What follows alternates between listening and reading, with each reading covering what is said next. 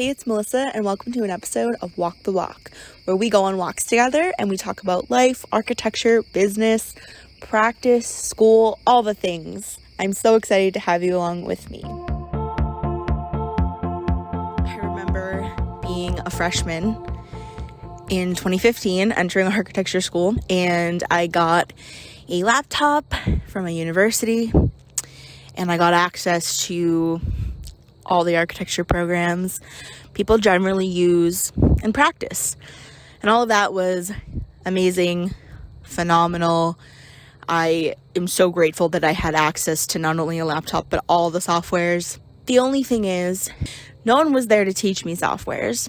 There's no classes, there's TAs, but TAs don't always have time, strength, energy to help and assist you learn an entire program, especially when there's multiple programs to pick from and you might need to use multiple programs.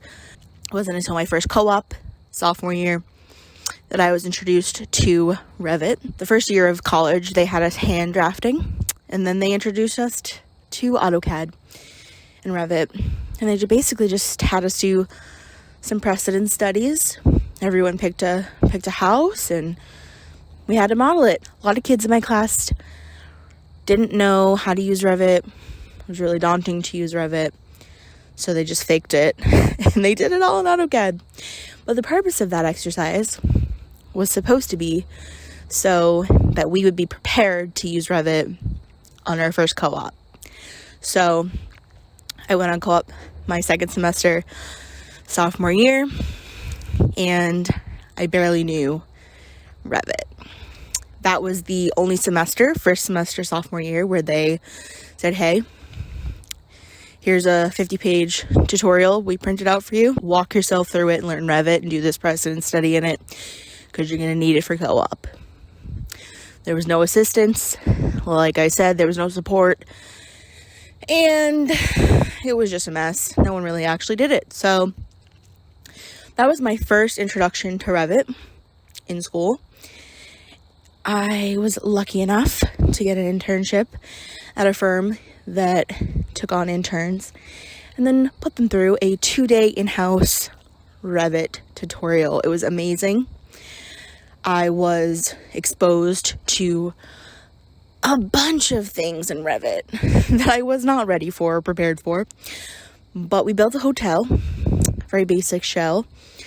And then we were sent off, and I did what an intern does, and I redlined. I didn't redline. I picked up red lines, rather, and did CD red lines for 3 months in Revit. And then I went back to school, and I was really surprised that teachers weren't encouraging Revit use anymore. There's this question of, do we start using Revit in school? Teachers say yes, teachers say no. It was really interesting for me to have that sophomore semester, have them say, learn Revit for this project, go on co-op, learn Revit, to an extent, right? Come back and have teachers say, well, you shouldn't be using Revit in school because it limits you. So I was confused. Should I or should I not be using Revit in school? Should I be using Revit in school or should I not be using Revit in school? And what I found was it was professor dependent, the answer. I see now why a lot of teachers might dissuade their students from learning Revit in school too soon, because Revit can generate a lot of things for you, which is why we love it in practice.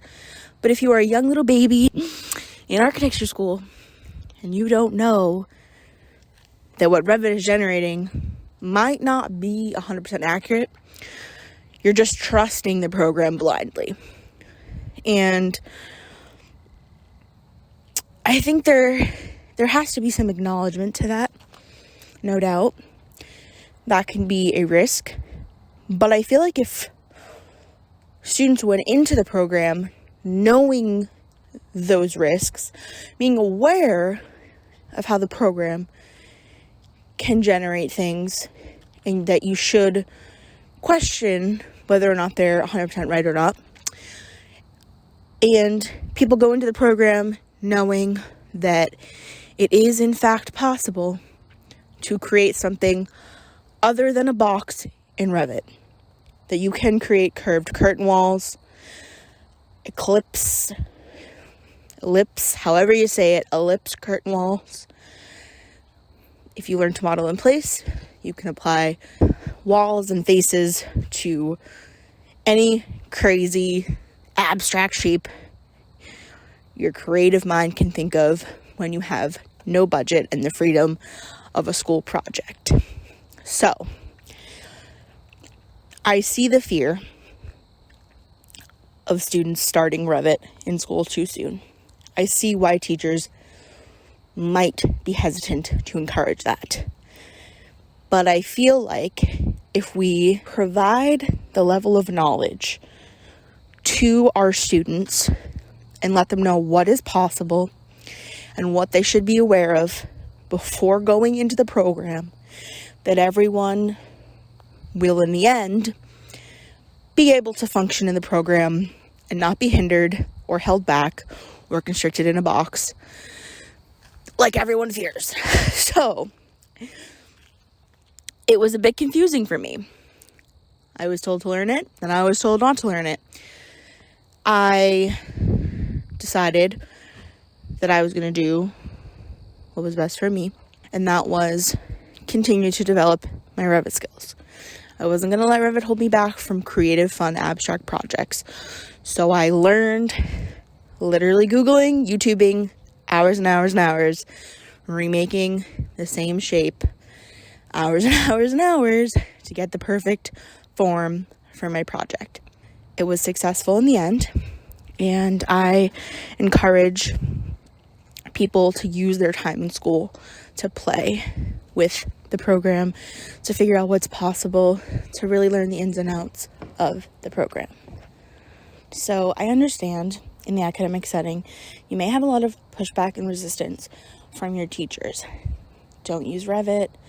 It will really lower your confidence in yourself and your abilities to use a program, struggle through it, and create a final product that actually you're happy with. Okay, if you have a teacher telling you, don't use this program, you're going to lose confidence in yourself. I want you to know that you can only benefit from using Revit in school. Applying this program to your crazy abstract ideas will put you so far above when you're ready to graduate, because you'll be able to easily model a square box in practice if you've been able to model a circular, curved, abstract, crazy thing in school in Revit. Do not let the program limit you. Prove the teachers wrong. You will be so far ahead in your Revit skills that when you graduate, people will literally look at your portfolio and be like, there's no way you did this in Revit. Yes, there's a way. I'd like to show you my model. So stay confident in yourself. Stick the course.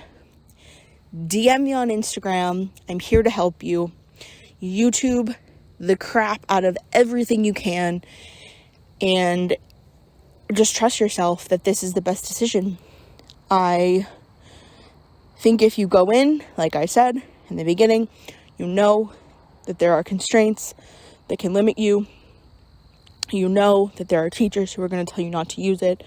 You know that there's going to be a little resistance in the academic side.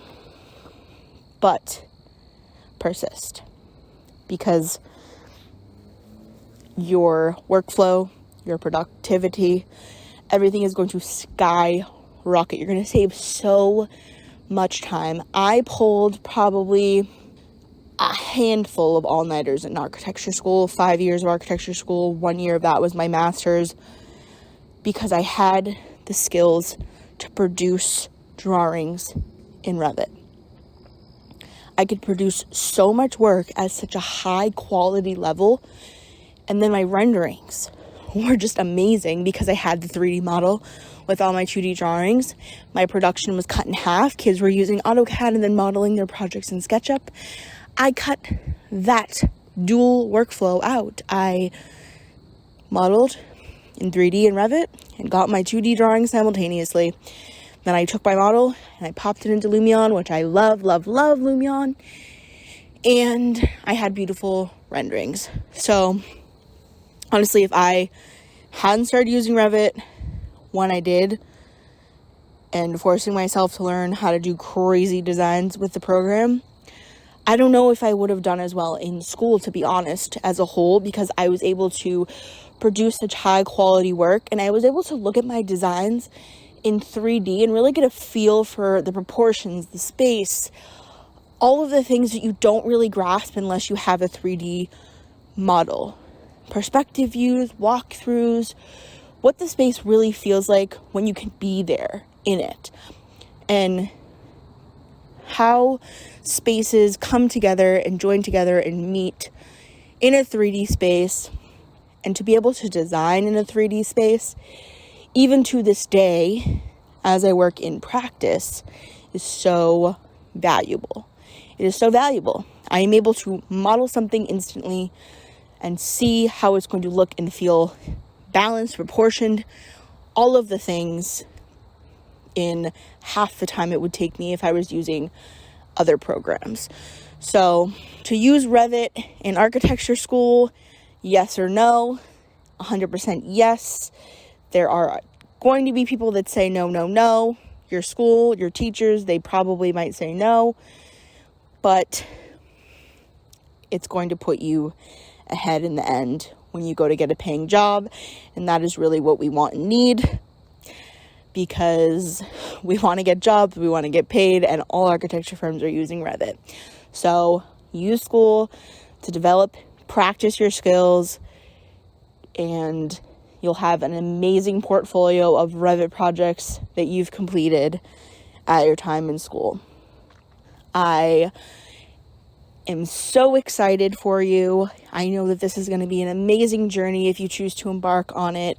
You're going to create amazing models, amazing renderings, and I really hope that this cuts back on your amount of time spent producing and you gain some sleep back. Because really, in the end, that is one of the red flags of architecture school, is sleepless nights, all-nighters. How do I manage my time? How do I up my productivity? You work smarter, not harder. You use programs that are available to you that are going to allow you to do that and also put you ahead when you graduate. And that is Revit. It just is what it is. And maybe in 5 or 10 years, there'll be another new program that will do something even better. I can't wait to see if that happens. But we always want to be learning the programs that are going to give us, tick all these boxes. So I hope you gain some sleep hours, and I hope you reduce the amount of all-nighters you have been spending. All right? And I hope this was helpful in determining whether or not you should start using Revit in architecture school. That concludes our walk. I'm home now. Thank you so much for joining me. If we aren't connected on Instagram already, it is architecture_unbound. I would love to connect there with you. I post a ton of tips and tricks and a whole other form of content on that page. And I will catch you next time on our next walk.